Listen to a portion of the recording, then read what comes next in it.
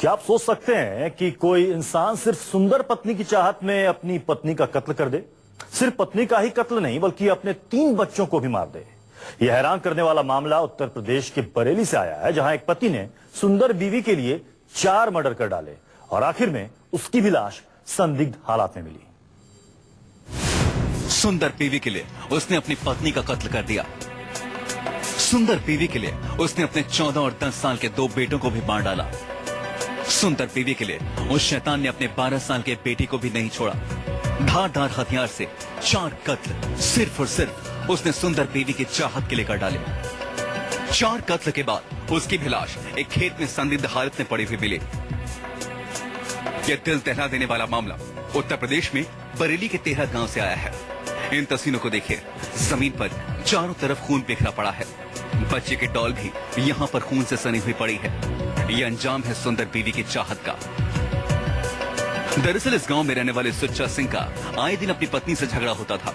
उसे हमेशा से ही सुंदर बीवी की तलाश थी। एक दिन पहले भी वो शराब के नशे में घर पहुंचा और अपनी पत्नी से झगड़ा करने लगा। ये बहस इतनी बढ़ी कि धारदार हथियार से उसने अपने पूरे परिवार को खत्म कर दिया। कह रहे थे कि क्या कहते हैं, दूसरी पत्नी ले आएंगे, हम अच्छी लाएंगे, तुमसे ऐसे करके होता रहा, पति पत्नी में हो जाता है। इस घटना के बाद से पूरे गांव में हड़कंप मच गया। मौके पर पुलिस के आला अधिकारी और कई थानों की पुलिस पहुंची। चारों शवों का पंचनामा कर पोस्टमार्टम के लिए भेज दिया गया। लेकिन इस मामले में हैरान करने वाली बात यह है कि सुंदर बीवी की चाहत में 4 मर्डर करने वाला सुच्चा सिंह का शव खेत के पास तारों में फंसा मिला। उसकी मोटरसाइकिल भी पास में ही पड़ी हुई मिली।